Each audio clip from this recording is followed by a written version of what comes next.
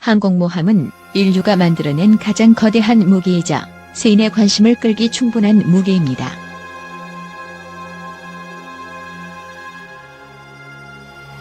다른 함정에 비해 덩치가 엄청나게 크고 영어로는 에어크래프트 캐리어라는 표현이 의미하듯 물 위에서 항공기를 전개하고 유지, 보수할 수 있는 일종의 해상 항공기지라 할 수 있죠. 따라서 항모를 보유한 군대는 육상 기지를 확보하지 못한 지역에서도 항공기를 배치할 수 있어 제공권을 크게 확보하게 되는데요. 항모를 보유한 현대 해군에서는 전략, 전술의 중역이 되므로 현대 해군의 총화로도 불리고 있습니다.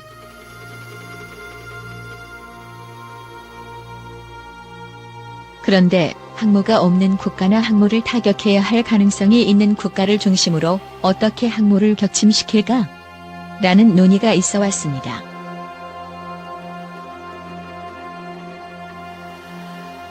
오늘은 현대 해군의 총화로 불리고 있는 항공모함을 격침시키지 못하는 이유에 대해 소개해 드릴게요.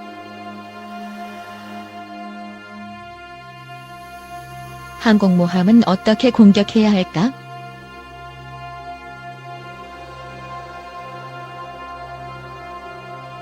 항모는 분명 세인의 관심을 끄는 주제이자 무기 플랫폼이다.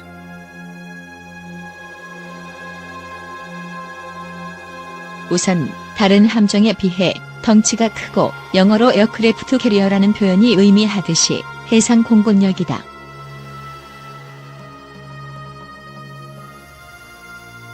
원거리에 있는 상대를 효과적으로 공격할 수 있고 공격을 지속할 수 있는 서스테이너블 전력이다. 그런데 국내외 일부 언론 특히 항모가 없는 국가나 항모를 타격해야 할 가능성이 있는 국가를 중심으로 어떻게 항모를 격침시킬까? 라는 논의가 있어 왔다.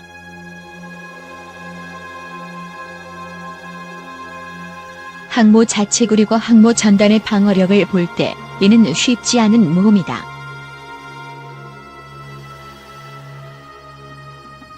갖가지 방어망을 뚫고 항모 갑판을 공격한다고 가정하자. 재래식 폭약을 장착한 미사일이나 전투기로 공격을 해야 할 텐데 갑판의 두께 및 보호 장치 등을 고려하면 상당히 비효과적인 방식이다.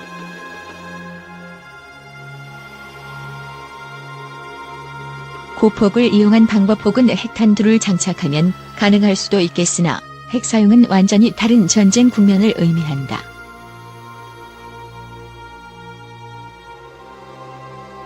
다른 방법은 수면이 아닌 수중 언더워터를 공격하는 것이다.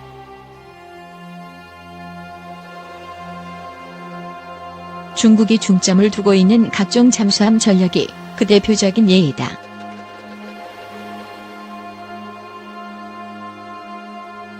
결론적으로 항모를 격침시키기보다는 불능화시키는 데 목표를 두는 것이 좋다. 어느 국가도 마찬가지다.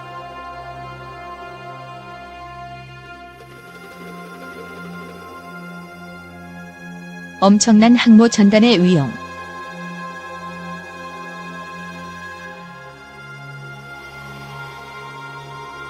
현재 세계에서 가장 많은 항공모함을 보유한 국가는 미국입니다. 현재 니미츠급 열척이 지구촌 바다 곳곳에서 위용을 뽐내고 있죠.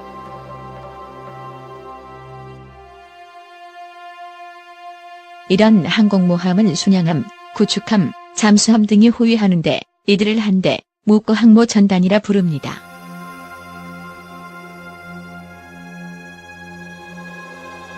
거대한 항공모함이 단독으로 한 척, 달랑 있으면 격침당하기 쉽겠지만 위와 같이 대개의 경우 강력한 함정들 여럿이 항모를 둘러싸 호위를 하는 항공모함 전단을 꾸려서 이동하게 됩니다.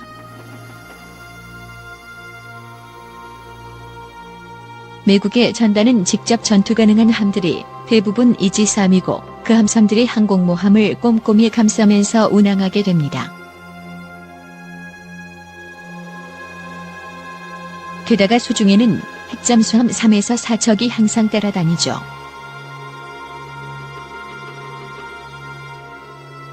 예전에 북한이 너무 어처구니 없는 항공모함 격침 훈련을 진행했습니다.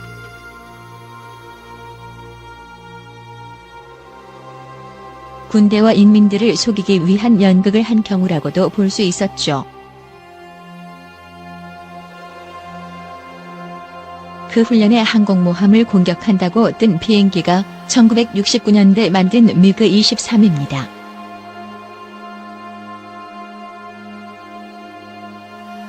이 구형 비행기엔 함정을 공격하는 미사일을 달지 못할 뿐더러 그 훈련에 사용된 로켓은 사거리가 수킬로미터에 불과한 공대지 로켓이었죠.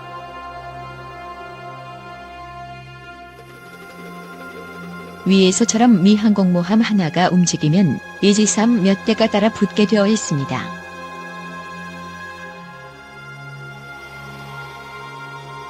각 이지삼엔 북한 상공에서 미사일 200개를 포착하고 동시에 24개를 요격할 수 있는 능력이 있습니다.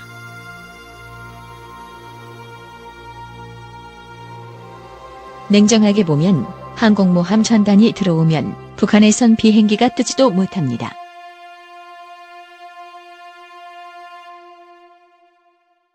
항모비행단의 위력.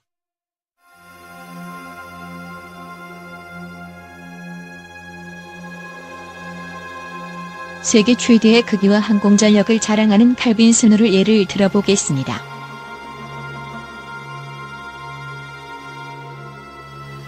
함내에 배치된 제2항모비행단은 FA-18 슈퍼호넷 전투기, E-2C 호크아이 조기 경보기, EA-18G 그라울러, 전자전 전투기, C-2A 그레이하운드 수송기, MH-60C 호크 해상작전 헬기 등 총 80여 대의 전투기를 보유하고 있습니다.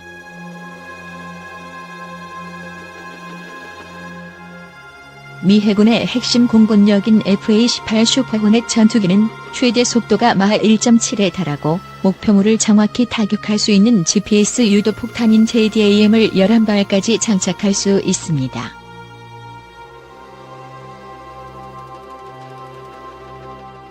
이 전투기는 매의 눈이란 별칭을 갖고 있는 E-2C 호크아이 조기 경보기의 도움을 받아 공격 능력이 배가 됩니다.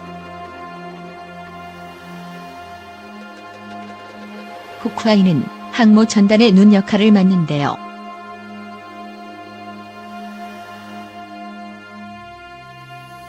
탑재된 ANABS-145 레이더는 반경 550km까지 탐색할 수 있으며 2,000개 이상의 목표물을 한 번에 탐지할 수 있습니다.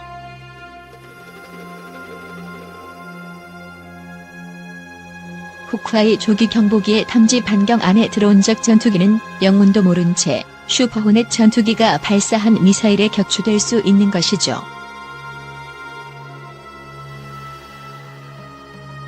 전자전에 대비해 레이더 교란기를 장착한 그라울러 전투기도 탑재돼 있습니다.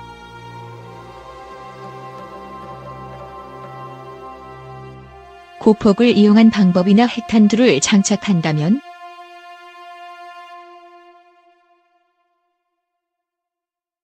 갖가지 방어망을 뚫고 항모 갑판을 공격한다고 가정해 보겠습니다.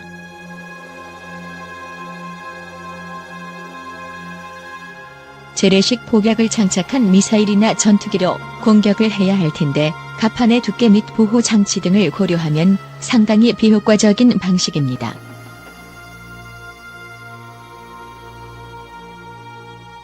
고폭을 이용한 방법 또는 핵탄두를 장착하면 가능할 수도 있겠으나 핵 사용은 완전히 다른 전쟁 국면을 의미하죠.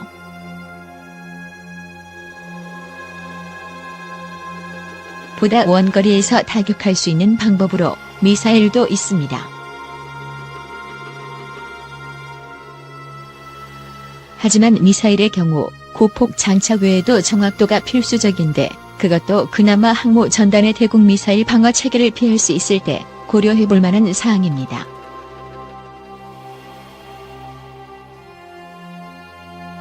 중국과 미국 항모 전단이 붙는다면 어떻게 될까?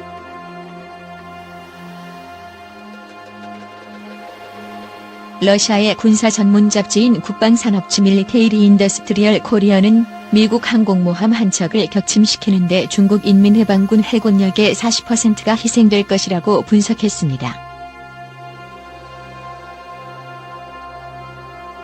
중국이 매년 국방 예산을 두 자릿수 비율로 늘리며 군사력에서 미국을 따라잡으려 하지만 아직은 격차가 작지 않다는 것입니다.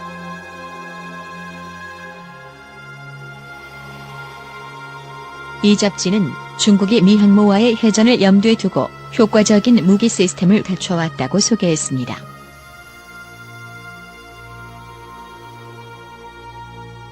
둥펑둥풍 21D는 세계 최초의 대함 탄도미사일로 불리며 사정거리가 3,000km에 달해 일본이나 괌 해상의 미 항모를 겨냥할 수도 있습니다.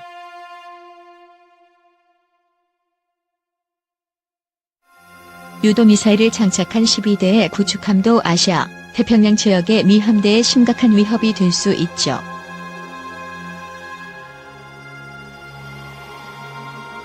중국은 러시아로부터 모스킷 SSMP-270 대한미사일을 갖춘 구축함 4척을 추가 구입했습니다.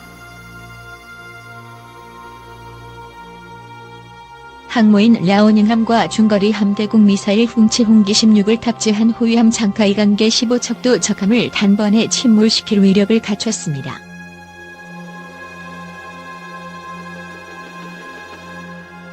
이런 중국과 미국의 해군이 붙는다면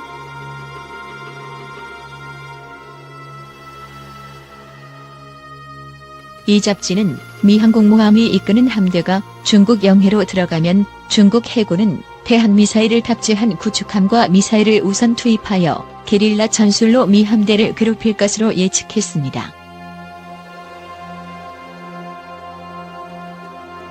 하지만 중국군이 미 항모를 격침하기는 쉽지 않을 것이라고 내다봤는데요.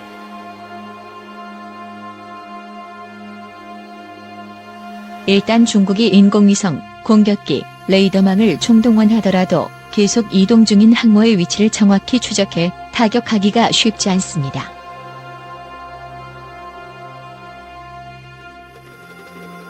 미 항모는 순양함, 구축함, 잠수함은 물론 정찰기, 대잠 헬기 등의 호위를 받는데 가장 발전된 함대 방공망이라는 이지스 시스템을 통해 날아드는 정미사일을 거의 정확히 요격할 수 있습니다. 그리고 대함 미사일이 운 좋게 이지스함의 방어를 뚫고 들어온다 해도 항모 자체에 배치되어 있는 레미나 시스페로 대공 미사일에 의해 요격됩니다.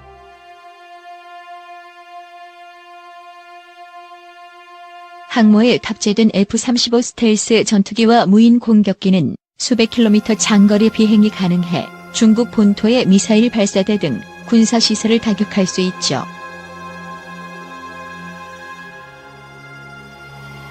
미 항모 전단은 중국 영해에 들어가지 않고도 충분한 공격을 퍼부을 수 있는 셈입니다.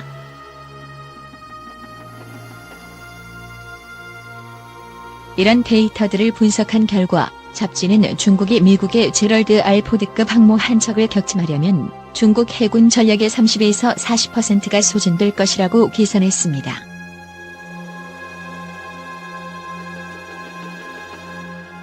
다만 관건은 미 해군이 보유한 항공모함 등 막강한 해상 전력을 얼마나 빨리 서태평양에 투입할 수 있느냐라고 분석했습니다.